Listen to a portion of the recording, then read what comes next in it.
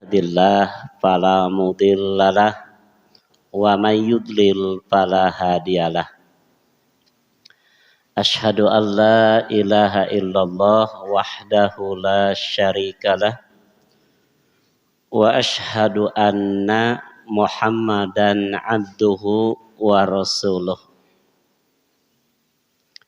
Hadirin muslimin muslimat, hari ini Idul Fitri sudah di ambang pintu. Saya akan coba sedikit mengulas berkaitan dengan 4 sunnah yang harus kita amalkan di saat Idul Fitri. Dan berkaitan dengan Id, Imam Abu Daud di dalam kitabnya Sunan Abi Daud di juz ke-1 di halaman 395 menyampaikan satu hadis yang bersumber dari sahabat Anas bin Malik radhiyallahu an.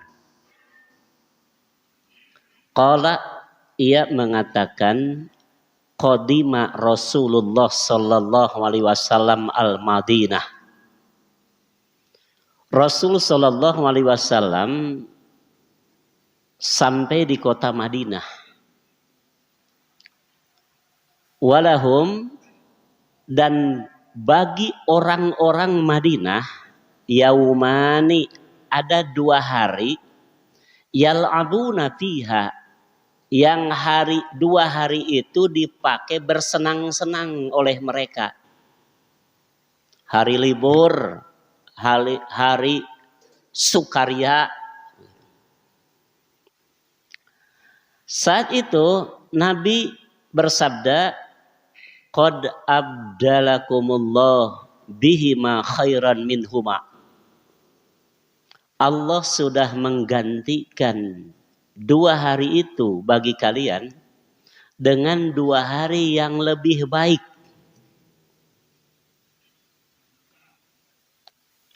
Pertama, Yaumul Adha, dan yang kedua, Yaumul Fitri. Jadi ternyata dengan keterangan hadis riwayat Abu Daud ini, Id itu bukan hanya ada pada Islam. Ternyata di luar Islam, di saat jahiliyah pun ada Id bagi mereka. Nanti permasalahannya bagi kita, boleh nggak kita mengucapkan selamat untuk Id mereka? Nah ini kan yang sering membingungkan kita. Satu saat mengatakan, oh nggak boleh begitu, haram. Satu saat mengatakan sah-sah saja, boleh-boleh saja. Ini kan membingungkan kita. Jadi yang harus kita pegang yang mana ini? Ketika ada pertanyaan, boleh nggak kita mengucapkan selamat untuk Id mereka? Karena memang Id itu bukan hanya di Islam saja, di luar Islam juga ada. Sedangkan yang kita andalkan, yang kita andalkan untuk menentukan sikap kita, hiji waktu mau haram, hiji waktu teh menang, kumaha teh. Nah ini perlu kita ngaji. Tanpa ngaji kita tidak akan tahu. Kita hanya ikut-ikutan saja. Piraku lepat dak kiai. Nah, seperti itu. Nanti kita akan ikut-ikutan. Makanya saya sampaikan pada saat ini secara dalil qot'i. Sengaja saya sampaikan. Nih kitabnya. Kalau mau membuktikan juz sekian, halaman sekian. Biar dibuktikan. Apalagi ini umum ya. Apalagi. Tapi maaf. Ini saya akan menjelaskan secara qot'i yang saya baca. Adapun nanti yang lain beda, urusan yang lain. Gitu ya. Nah, dari keterangan hadis riwayat Abu Daud tadi, ya, Imam As-Sun'ani. Nah, ini yang penting bagi kita nih. Jangan sampai kita lewatkan ini pernyataan Imam As-Sun'ani yang beliau tulis ya di kitab Subulus Salam juz ke-1 di halaman 436. Imam As-Sun'ani menyatakan, pertama, Id yang pertama kali disyariatkan dalam Islam Idul Adha heula apa Idul Fitri heula ieu teh? Idul Adha dulu, Idul Fitri dulu. Idul Adha, Idul Fitri. Cik orang balik Idul Fitri heula, Idul Adha heula ieu teh. Ya. Nah, Imam As-Sun'ani menjelaskan inna awwala idin syuri'a fil Islam Idul Fitri. Tuh. Matak mending ngaji. Ketika ditanya Idul Adha heula dan nanya ti Idul Adha heula gitu ya. Nah, sekarang ini Imam As-Sun'ani ya, yang pertama disyariatkan Id dalam Islam adalah Idul Fitri. Tahun keberapa? Tahun kedua Hijrah. Karena saum itu kan disyariatkan pada tahun kedua Hijrah. Wa fihi dalilun. Dan dengan ketentuan ini jadi dalil ala annal idharos surur fil idi mandubun. Orang bergembira ria ya. Bergembira mengungkapkan kesenangan pada hari Id itu hukumnya mandub. Sunnah. Pek dok piknik kalau piknik kada menang. Dan ini disunnahkan dalam Islam. Adakan pesta, ya, kumpulkan orang-orang makan-makan bersama, nggak apa-apa. Ini syariat dalam agama kita, disyariatkan. Ketimbang jeng tahun baruan, ya, ini id kita, ini id kita. Anna dzalika minasyari'atil lati syara'ahallahu li ibadihi.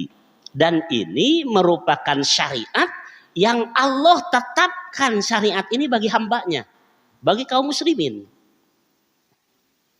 Nah, kemudian dari kalimat ibdal, Nabi kan mengatakan qad abdalahullah.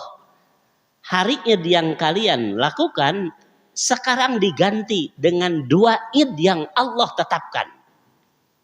Yang asalnya mereka senang-senang di dua hari itu, Nabi menyatakan sekarang diganti saja dengan dua hari yang lebih baik, yaitu Idul Fitri dan Idul Adha. Nah, ini satu dalil bahwa orang senang-senang di Id itu ya masyru', disyariatkan. Libur begitu ya, sengaja cari kesenangan, silakan. Karena ini adalah syariat. Ya. Kemudian dengan ungkapan Rasul, aku gantikan sesuai perintah Allah dua Id ya yang kalian biasa lakukan dengan dua Id yang Allah syariatkan. Ini jadi dalil ala annahu yuf'alu fil id al masyru'aini ma taf'aluhul jahiliyatu bi a'yadiha. Kalau dulu orang jahiliyah senang-senang di dua hari itu, sekarang diganti dengan dua Id. Artinya dua Id itu boleh dipakai senang-senang oleh kita. Wa qad istanbata ba'dhum, dan sebagian para ulama beristinbat karahiyatul farhi, terlarang, dibenci oleh Rasul orang bersenang-senang mengungkapkan rasa bahagia fi a'yadil musyrikin, di saat terjadi Id orang-orang musyrik. hati-hati ini. Kita seringkali sengaja cari kesenangan pada id yang bukan id kita. Ya, hati-hati. Kenapa? Ini karohah, dibenci Rasul, dibenci Allah. Malah seorang ulama besar, Syekhul Kabir Abu Hafsin Al-Bustiyu, orang ahli sejarah pasti tahu. Beliau mengatakan, man ahda fihi baidatan ila musyrikin, siapa yang menghadiahkan satu telur saja kepada ahli musyrik, kepada orang-orang musyrik, ta'ziman lil yaum, ya, dengan niat mengagungkan hari id mereka. Nanti kita juga begitu ya, ini hadiah id nih ya. Id mereka ini, id mereka. Nah, Al-Bustiyu mengatakan, siapa yang memberikan satu telur saja kepada orang musyrik, ta'ziman lil yaum, karena mengagungkan hari id mereka, faqad kafaro billah, dia sudah kufur kepada Allah. Nah, ini dicatat oleh Imam As-San'ani dalam kitab Subulus Salam juz ke-1 halaman 436. Nah, dengan pernyataan Syekhul Kabir ini, saya berkesimpulan mengucapkan selamat untuk id musyrikin atau gembira di saat itu karohatun, dibenci Rasul. Dan saya bisa mengatakan berkesimpulan haram. Kenapa mengatakan haram? Faqad kafaro billah. Bayangkan. Makanya bagi orang yang ngaji seperti ini, tidak mencelak-mencelek lah. Gak boleh, haram begitu. Kenapa? Ya, saya berkesimpulan dari apa yang disampaikan oleh Syekhul Kabir Abu Hafsin Al-Busti. Makanya id itu bagian dari yang namanya ibadah. Ingat itu. Id, merayakan id itu bagian dari yang namanya ibadah, bukan muamalah, bukan. Ibadah ini. Oleh karena itu, ketika kita melaksanakan ibadah, ikuti sunnah, jangan melakukan tasyabuh. Ya, jadi ini makanya saya coba mengulas berkaitan dengan 4 sunnah berkaitan dengan Idul Fitri. Jangan sampai kita tasabuh kepada orang lain, ya. Jangan malah kita mengagung-agungkan id yang lain sementara id kita tidak diagungkan. Nah, 4 yang berkaitan dengan Idul Fitri yang harus kita pahami terlebih dahulu kemudian diamalkan. Pertama, takbir mulai keluar dari rumah sampai dimulainya khutbah. Coba-coba bandingkan dengan apa yang terjadi di sekitar kita. Jadi ini apa yang disampaikan Rasul nanti, ya, diamalkan Rasul, bahwa takbir Idul Fitri diucapkan di saat keluar dari rumah untuk menuju lapang untuk sholat id. Sementara yang terjadi di sekitar kita, maaf ya, saya menjelaskan apa yang saya baca. Mungkin ada yang lain yang beda, silahkan. Tapi kemukakan dalil. Seperti pantas ya kalau Rasul Shallallahu Alaihi Wasallam menyatakan Islam itu lahir dalam keadaan asing dan diasingkan orang. Dan Rasul menyebutkan wa sayaudu ghoriban kama bada'a. nanti Islam akan berakhir begitu dengan keadaan yang sama. Orang asing terhadap Islam sendiri. Jadi syariat Islam yang sebenarnya jika diamalkan justru orang merasa aneh, asing. Sementara sunnah itu dianggap asing, yang bukan sunnah dianggap sunnah. Ini akan terjadi. Dan itu dijelaskan oleh Imam Muslim yang bersumber dari sahabat Abi Hurairah radhiyallahu an. Makanya yang pertama saya katakan di sini, takbir Idul Fitri hanya dimulai di saat keluar dari rumah berjalan menuju lapang untuk sholat id, kemudian di lapang takbir, ya, sampai khotib mulai khutbah. Sejak saat itu tidak ada lagi syariat takbir Idul Fitri, tidak ada. Berdasarkan dalil, pertama, Imam Asy-Syaukani menyampaikan alasan yang ini dah. Di dalam kitab Nailul Autornya di juz ketiga di halaman 8. Itu kalau lihat di manual. Tapi kalau ada yang membuktikan di kitab digital, ya, di digital itu juznya juz ketiga di halaman 234. Yang bersumber dari sahabat Ibnu Umar. Kata beliau, annahu idza goda ilal musalla, sesungguhnya Rasul sallallahu alaihi wasallam apabila berangkat pagi ke tempat sholat, ke lapang, kabbaro, beliau bertakbir, paropa'a sautahu bitakbir, lalu beliau mengeraskan suaranya dalam takbir. Ada yang kita saksikan hari ini seperti itu. Orang keluar dari rumah kemudian bertakbir dan mengeraskan takbirnya sampai terdengar oleh orang di sekelilingnya. Allahu Akbar, Allah. Itu keluar dari rumah. Ada yang begitu? Barangkali kalau ada yang begitu jadi aneh. Coba lakukan sejak id sekarang. Karena ini adalah sunnah. Dalilnya jelas.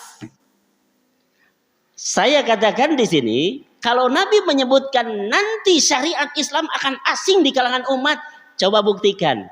Bapak keluar dari rumah, Allahu Akbar, Allah. Sekeluarga itu takbir dengan keras. Bagaimana yang lain? Timimiti iraha. Kenapa?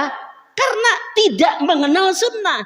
Yang dikenal itu ada kebiasaan orang. Berangkat ke lapang itu ngobrol begitu ya, sampai lapang sambil merokok begitu, beak 2 batang tapi gitu ya. Ya.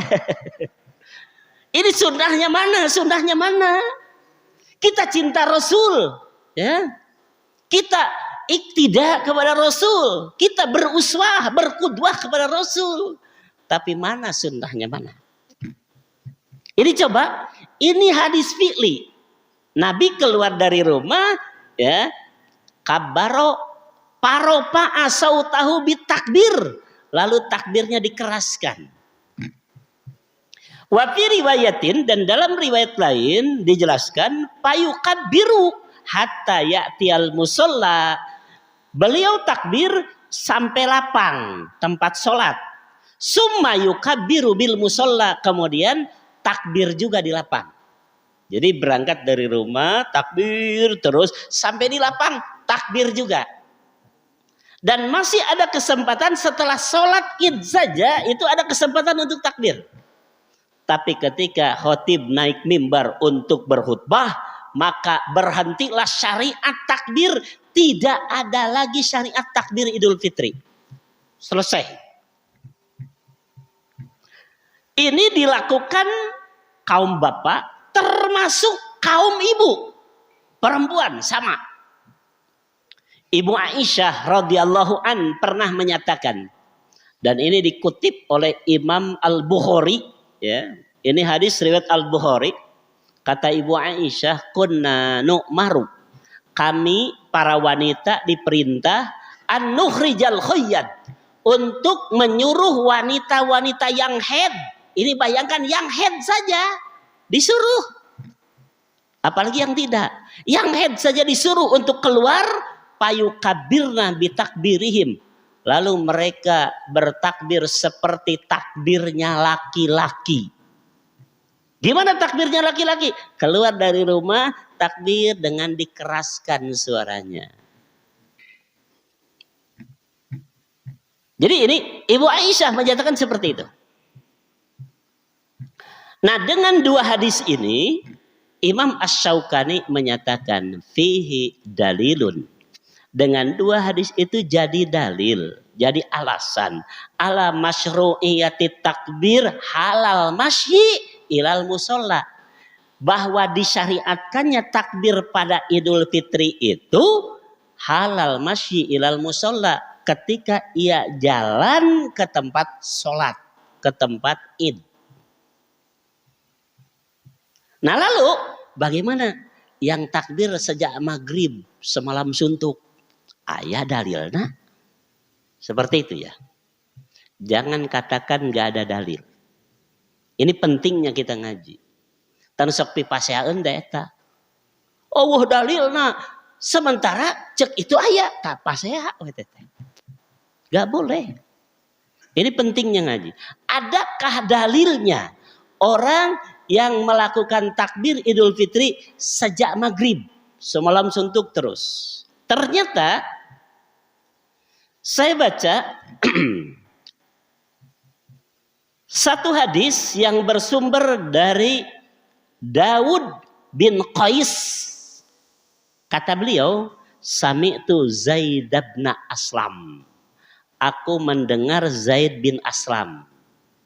Yaqulu, beliau mengatakan, patakbir hina yura al-hilal hatta yansarifal imam. Taya dalilna ya. Sengaja ini dalil yang tadi. Sekarang bagaimana dalil yang takbir mulai maghrib sampai semalam suntuk? Nih dalilnya. Dari Daud bin Qais, kata beliau, aku mendengar Zaid bin Aslam berkata, patakbir hina yura al-hilal hatta yansarifal imam. Adapun takbir pada Id itu dimulai ketika melihat hilal.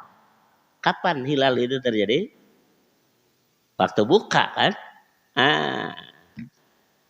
Hatta yansarifal imam, sampai imam berangkat untuk ke lapang. Ini.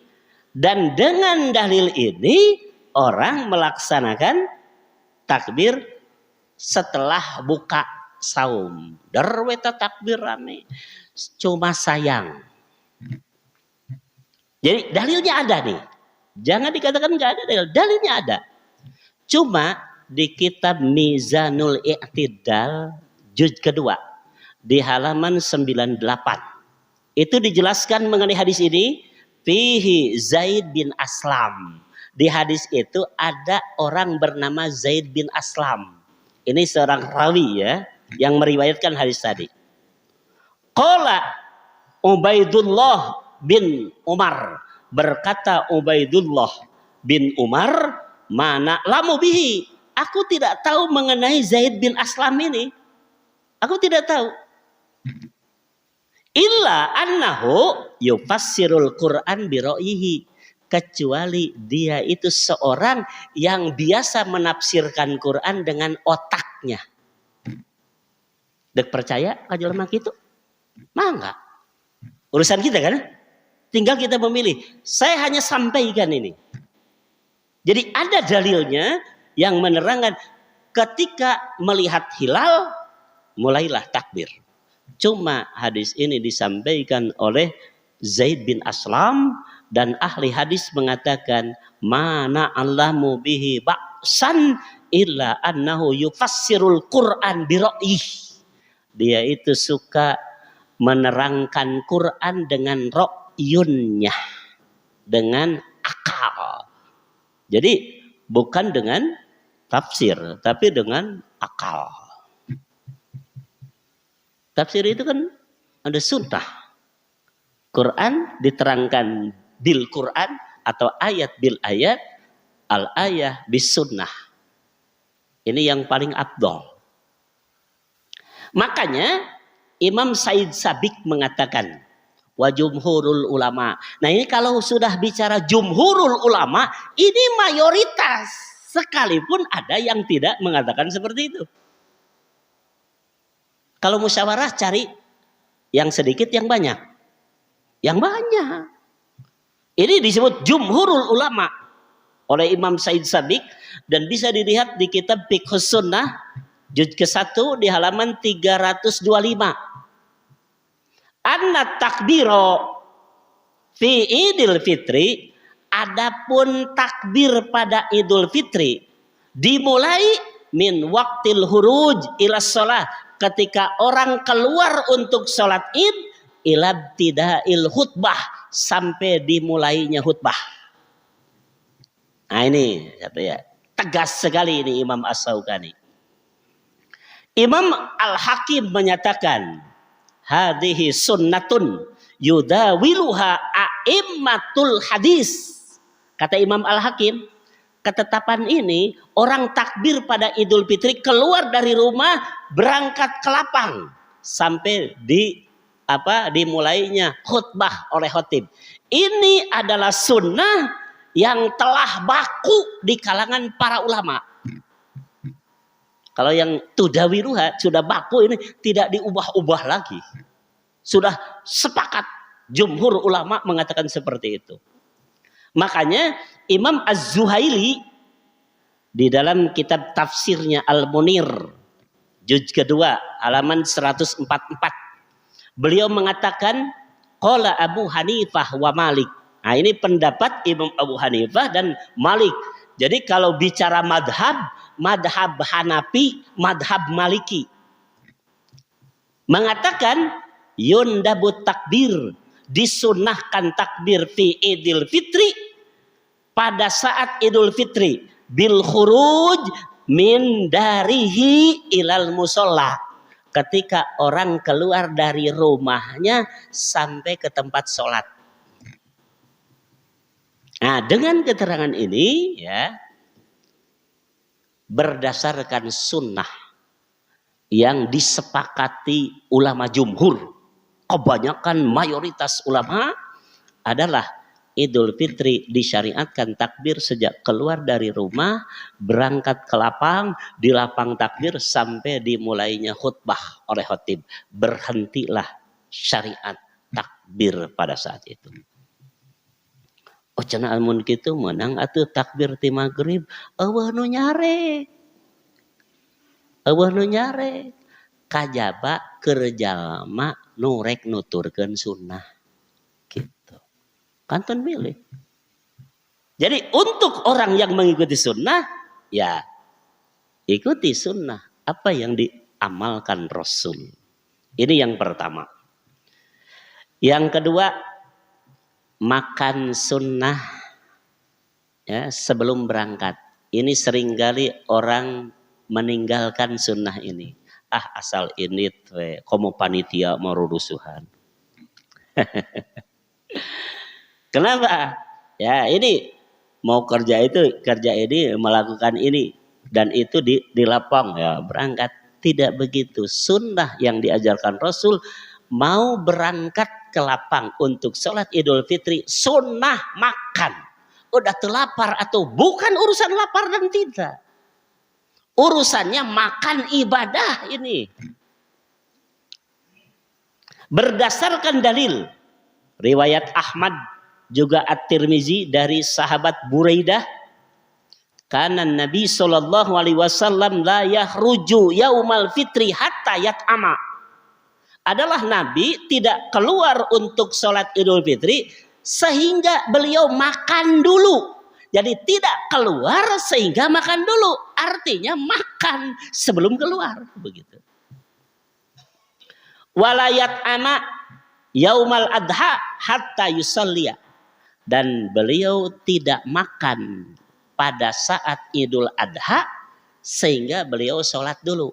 Jadi sholat Idul Adha pulang baru makan. Ini sunnahnya.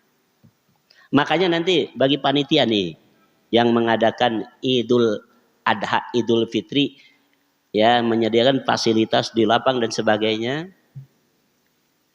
mesti dipahami Idul Fitri jangan terlalu pagi.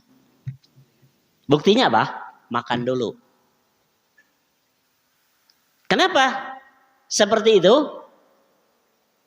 Hikmahnya, orang kan Idul Fitri mesti membagikan zakat fitrah setelah sholat subuh.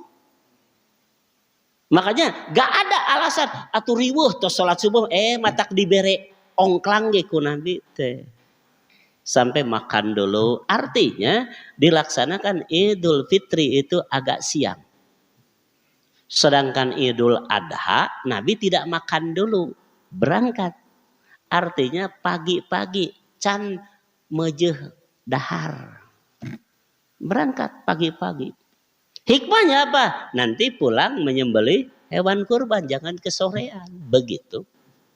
Ini kan sunnah itu kan memberi manfaat bagi umat, bukan madarat. Makanya Imam Malik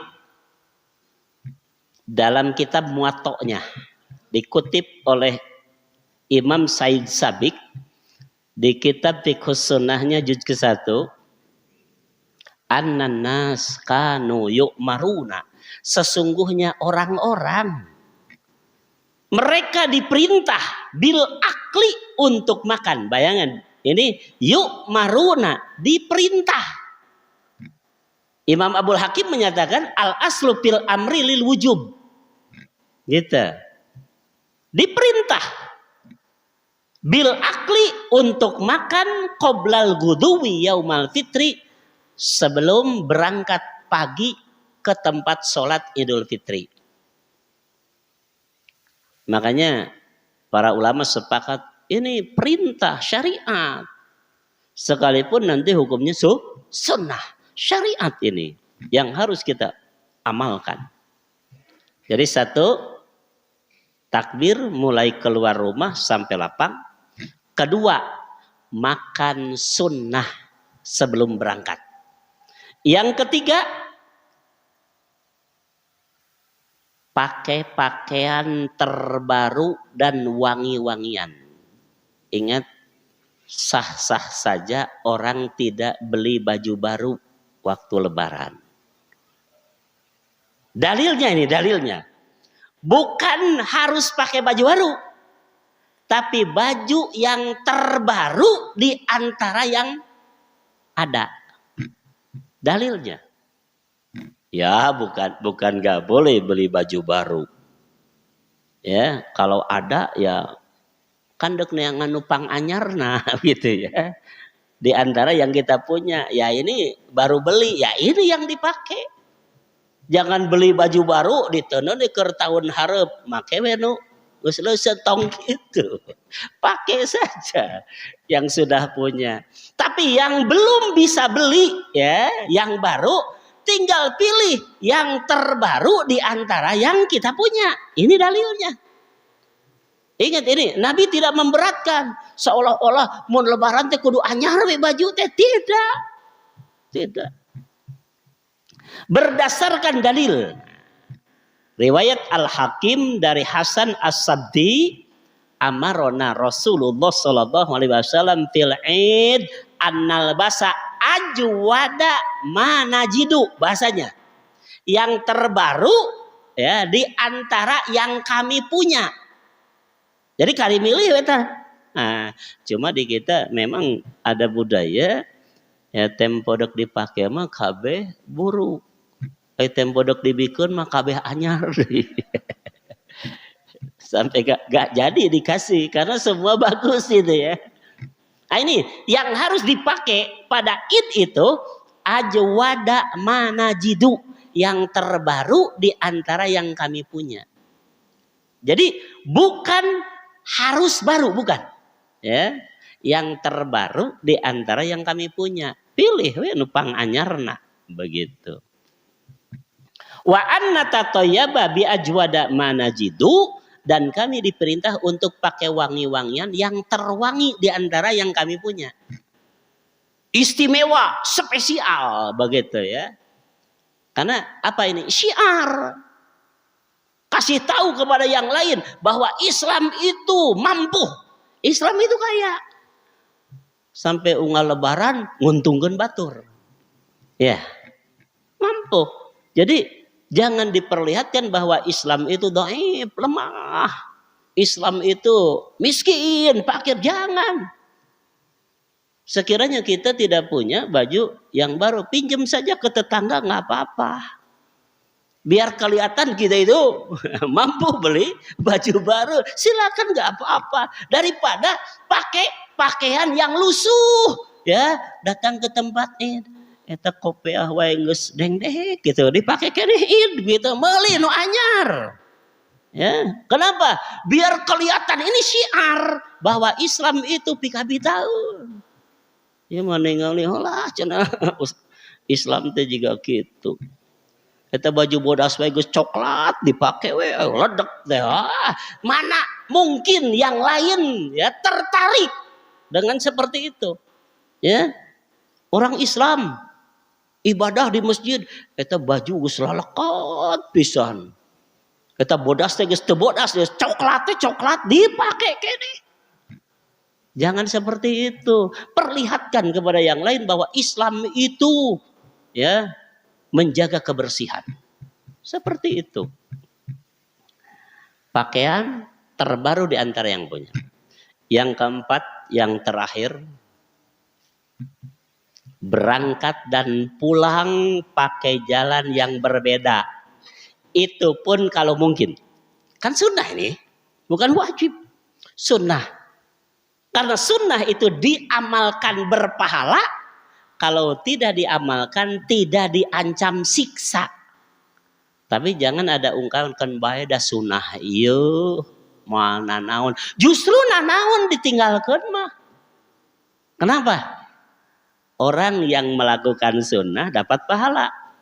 Yang meninggalkan sunnah kehilangan kesempatan dapat pahala. Sekalipun tidak durhaka, tidak berdosa. Masalah. Di akhirat itu orang dapat pahala, dia tidak. Karena tidak melakukan yang sunnah. Ini masalah ini. Makanya jangan kita berkesimpulan kan bae dah sunnah iyalah tuh dipigawe oge, lain gitu. Ya. Karena seringkali orang memahami sunnah itu dilakukan dapat pahala, tidak dilakukan tidak apa-apa. Tak kitu ngahartikeun. Puguhna naon? Batur boga pahala tina sunnahna urang henteu, teh naon disebutna teh. Masalah itu. Makanya ketika kita mungkin berangkat pakai jalan yang ini, pulang pakai jalan yang lain. Ya. Kenapa? Ada yang mengambil hikmah kila liyusallima ala ahli tariqain, biar dapat doa baik dari dua orang-orang yang ada di dua jalan itu. Jadi lebih banyak yang mendoakan kan.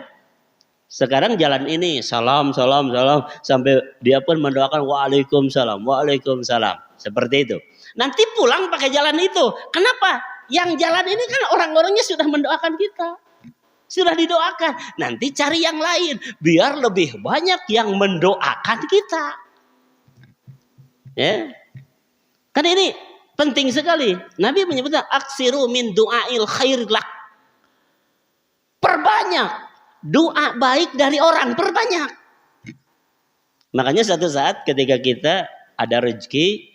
Ya tetangga dikumpulkan semua.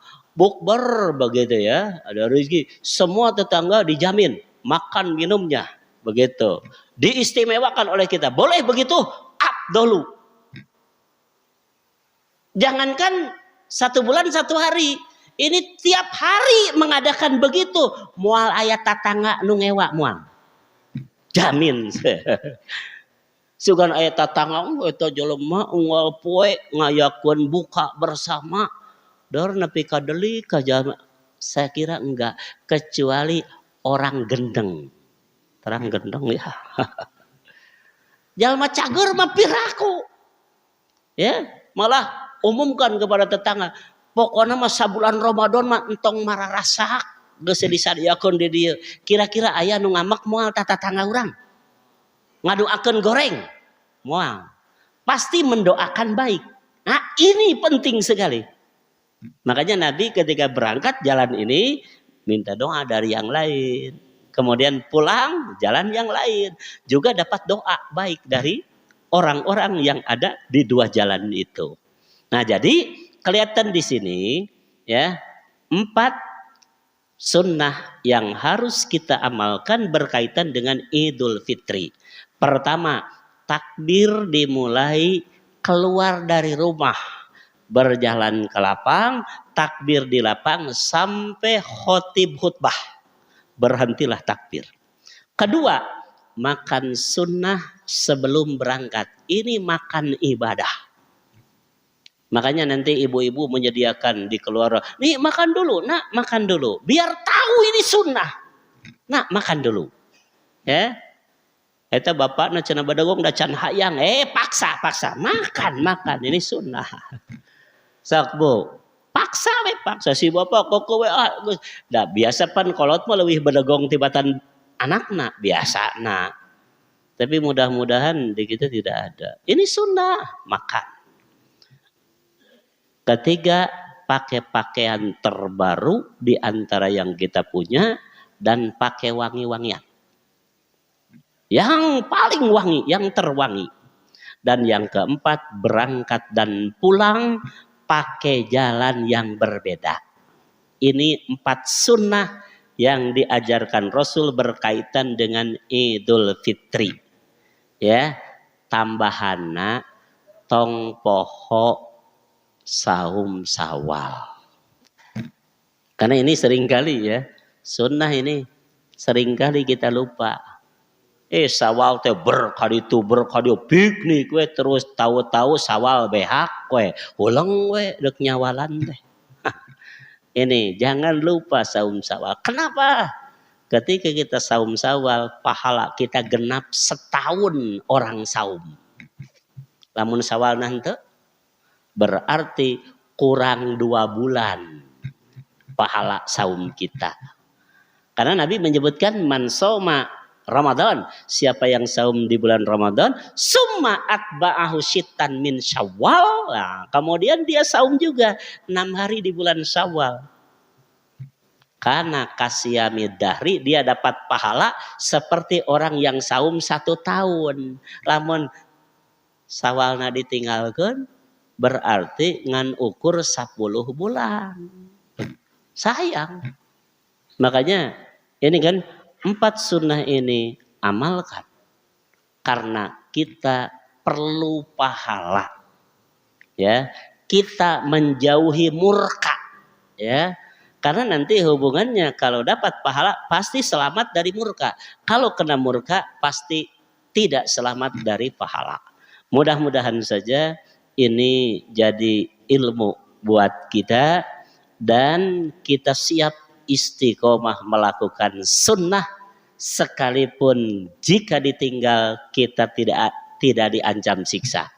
Ingat, sunnah itu berpahala ya. Orang di akhirat kehilangan pahala itu masalah besar. Mudah-mudahan Allah memberkati kita semua. Barakallahu li wa lakum. Wassalamualaikum warahmatullahi wabarakatuh. Cukup, tidak ada pertanyaan? Ada? Silakan, mangga.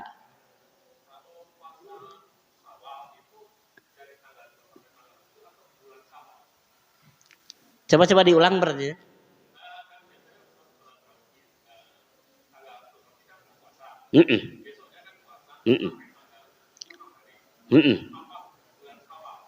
Nah, begini ya. Kapan waktu saum sawal? Ya. Saum sawal masuk dalam kategori hukum wasa, leluasa. Tapi terbatas. di bulan Syawal.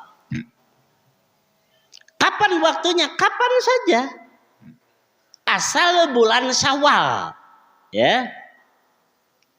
Lalu ada orang yang membiasakan diri begitu Id ya berhenti saum karena Id itu haram saum. Kemudian ya nyambung saum Syawal 6 hari. Boleh begitu afdol. Artinya memperhatikan sunnah dengan lebih bagus sekali. Ya. Lalu pertanyaan, aya deui lebaran Syawal duka. Kalau saya ditanya, aya deui cenah lebaran Syawal gitu ya. Nabi kan tadi sudah menyatakan, aku mengganti 2 hari kalian. Ini perintah Allah. Allah menggantikan 2 Id kalian dengan Idul Adha dan Idul Fitri. Saya belum pernah membaca hadis yang menerangkan Idul Syawal. Ya. Jadi makanya kalau saya ditanya ada enggak ya Lebaran Syawal, wallahu a'lam begitu ya. Saya tidak bisa jawab karena saya belum menemukan dalil ya secara pasti ada enggak Lebaran Syawal begitu. Ya. Yang ada Id setelah Ramadan ada. Ya. Cukup begitu? Iya. Masih ada yang lain? Alhamdulillah, enggak.